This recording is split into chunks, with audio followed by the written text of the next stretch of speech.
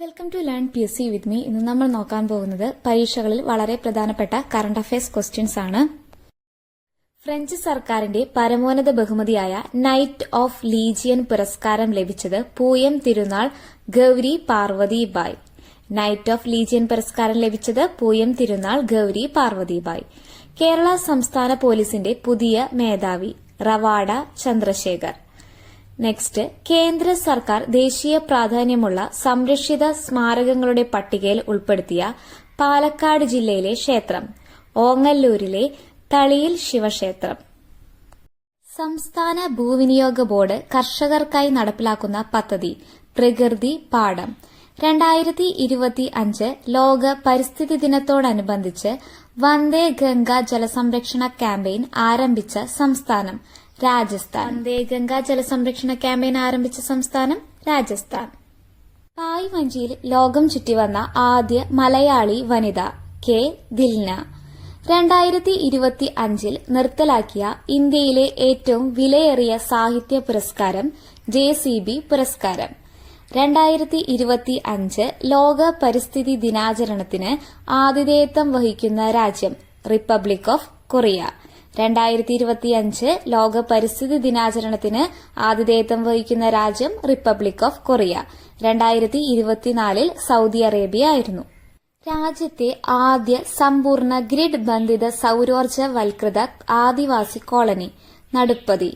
രാജ്യത്തെ ആദ്യ സമ്പൂർണ്ണ ഗ്രിഡ് ബന്ധിത സൌരോർജ്ജവൽകൃത ആദിവാസി കോളനി നടുപ്പതി. നിലവിലെ ബാങ്ക് റിപ്പോ റേറ്റ് 5.5%. നിലവിലെ റിപ്പോ റേറ്റ് 5.5%. ഓപ്പറേഷൻ സിന്ദൂറുമായി ബന്ധപ്പെട്ട് സ്മാരകം നിർമ്മിക്കാനൊരുങ്ങുന്ന സംസ്ഥാനം ഗുജറാത്തിലെ കച്ചിൽ. ഓപ്പറേഷൻ സിന്ദൂറുമായി ബന്ധപ്പെട്ട് സ്മാരകം നിർമ്മിക്കാനൊരുങ്ങുന്ന സംസ്ഥാനം ഗുജറാത്തിലെ കച്ചിൽ. 2025 to 35 ജലവൈദ്യുത ദശകമായി പ്രഖ്യാപിച്ച സംസ്ഥാനം അരുണാചൽ പ്രദേശ്. ലോക രക്തദാന ദിനം ജൂൺ 14. പ്രമേയം രക്തദാനത്തിലൂടെ പ്രത്യാശയേകി നമുക്ക് ഒരുമിച്ച് ജീവൻ രക്ഷിക്കാം. All India Malayali association Aksharamudra പുരസ്കാരം ശ്രീകുമാരൻ തമ്പിക്ക്. All India Malayali association Aksharamudra പുരസ്കാരം ശ്രീകുമാരൻ തമ്പിക്ക്. ഒറ്റപ്പെടൽ അനുഭവിക്കുന്ന വയോജനങ്ങൾക്ക് വേണ്ടി അവതരിപ്പിക്കുന്ന പദ്ധതി സല്ലാപം. വയോജനങ്ങൾക്ക് പുതിയ സുഹൃത്തുക്കളെ കണ്ടെത്തുക, യുവാക്കളുമായുള്ള ബന്ധം ദൃഢപ്പെടുത്തുക തുടങ്ങിയ ലക്ഷ്യത്തിനായി ഫോൺ എ ഫ്രണ്ട് മാതൃകയിലാണ് ഈ പദ്ധതി നടപ്പിലാക്കുന്നത്. കുടുംബശ്രീക്ക് കീഴിലുള്ള സംരംഭങ്ങളെ സാങ്കേതിക സഹായവും പരിശീലനവും ലഭ്യമാക്കി വിജയകരമാക്കാനുള്ള പദ്ധതി സ്മാർട്ട് ശ്രീ. ഇറാനിൽ വൻ നാശം വിതച്ച് ഇസ്രയേലിന്റെ അതിശക്തമായ വ്യോമാക്രമണം. 2025 ജൂൺ 13 ഇറാന്റെ ആണവ കേന്ദ്രങ്ങൾ ലക്ഷ്യം വെച്ച് ഇസ്രയേൽ നടത്തുന്ന ഓപ്പറേഷനാണ് ഓപ്പറേഷൻ റൈസിംഗ് ലയൺ. ഇസ്രയേലിന് മറുപടിയായി ഇറാന്റെ പ്രത്യാക്രമണമാണ് ഓപ്പറേഷൻ ട്രൂ പ്രോമിസ്. പ്രധാനപ്പെട്ട പദവികളിലിരിക്കുന്ന ആളുകളെ കൂടി നമുക്ക് നോക്കാം. കേരള ഗവർണർ രാജേന്ദ്ര വിശ്വനാഥ് അർലേക്കർ 23ാമത്തെ. സുപ്രീം കോടതി chief justice BR Gavai. Kerala ഹൈക്കോടതി chief justice Nitin Madhukar ജംതാർ.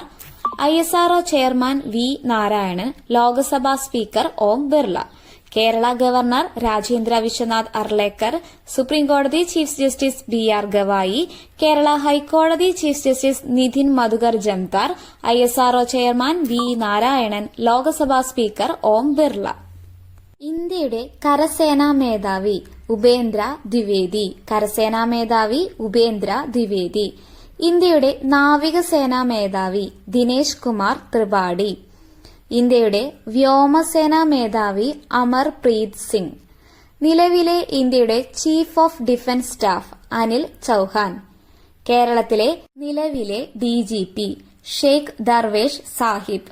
Supreme കോടതിയുടെ 52ാമത് ചീഫ് ജസ്റ്റിസാണ് BR ഗവായ്. കേരള നിയമസഭാ സ്പീക്കർ AN ഷംസീർ. കേരള നിയമസഭാ സ്പീക്കർ AN ഷംസീർ. ദേശീയ മനുഷ്യാവകാശ commission chairman V Ramasubramanian.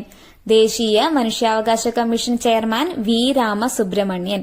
Kerala മനുഷ്യാവകാശ കമ്മീഷൻ ചെയർമാൻ അലക്സാണ്ടർ തോമസ്. കേരള മനുഷ്യാവകാശ കമ്മീഷൻ ചെയർമാൻ അലക്സാണ്ടർ തോമസ്. ദേശീയ വനിതാ കമ്മീഷൻ ചെയർമാൻ വിജയ് കിഷോർ രഹത്കർ. ദേശീയ വനിതാ commission chairman Vijay Kishore Rahatkar. Thank you. Video ഇഷ്ടപ്പെട്ടിട്ടുണ്ടെങ്കിൽ ലൈക്ക് ചെയ്യുക, ഷെയർ ചെയ്യുക, സബ്സ്ക്രൈബ് ചെയ്യുക, കമന്റ് ചെയ്യുക.